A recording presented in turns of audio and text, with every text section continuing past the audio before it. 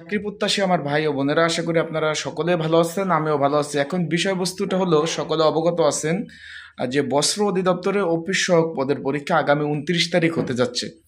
এখন এইখানে কিন্তু ভাই পরীক্ষার্থী হলো, আপনারা ভাবতেও পারবেন না, 79,000, প্রায় 80,000 পরীক্ষার্থী পরীক্ষা অংশগ্রহণ করবে 67 পদে বিপরীতে। এখন এখানে পরীক্ষাটা এমসিকিউ হবে না লিখিত হবে, অনেকে জানতে চেয়েছেন আমার কাছে যে ভাই এখানে পরীক্ষাটা এমসিকিউ হবে না লিখিত হবে, এবং এখানে পরীক্ষার্থীর সংখ্যা কতজন, সকল বিষয় জানতে চেয়েছেন। তাই আজকের এই ভিডিওর মাধ্যমে সেই বিষয়ে জানিয়ে দেওয়ার চেষ্টা করব। তাহলে ভিডিওটা শুরু থেকে শেষ পর্যন্ত দেখার চেষ্টা করবেন, ইনশাল্লাহ গুরুত্বপূর্ণ তথ্যবলী বিষয়বলী এই ভিডিওর মাধ্যমে আপনারা কিন্তু জানতে পারবেন। এখন অলরেডি কিন্তু অ্যাডমিট কার্ড ডাউনলোড করছেন, তারা কিন্তু নোটিশ দিয়েছে এবং অ্যাডমিট কার্ডও কিন্তু প্রকাশ করেছে। আগামী 29 নভেম্বর 2025 সকাল 10টা থেকে 11টা অবধি পরীক্ষা হবে, 1 ঘন্টা ব্যাপিক।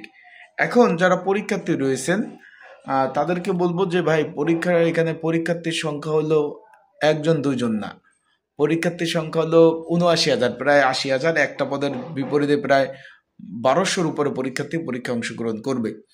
আর পরীক্ষাটা লিখিত আকারে অনুষ্ঠিত হবে, তাই আপনারা লিখিত পরীক্ষার প্রিপারেশন নেন। আবারও বলতেছি, পরীক্ষাটা লিখিত আকারে অনুষ্ঠিত হবে পরীক্ষাটা, তাই লিখিত পরীক্ষার প্রিপারেশন নেন।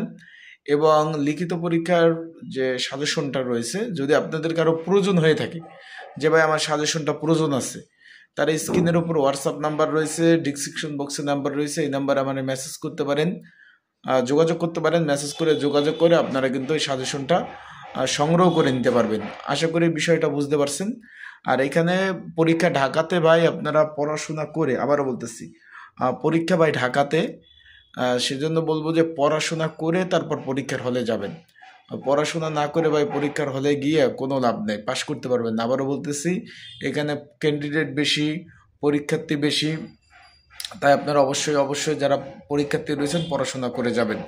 আর যাদের সাজেশন লাগবে যোগাযোগ করবেন। আর এডমিট কার্ড আর পরীক্ষার হলে কী কী ডকুমেন্ট বা কাগজপত্র নিয়ে যেতে হবে অনেকে জিজ্ঞেস করছেন, তাদের জন্য বলতে চাই শুধুমাত্র একটা এডমিট কার্ড আর কলম, এইটাই নিয়ে যাবেন, আর কোনো কিছু প্রয়োজন নাই।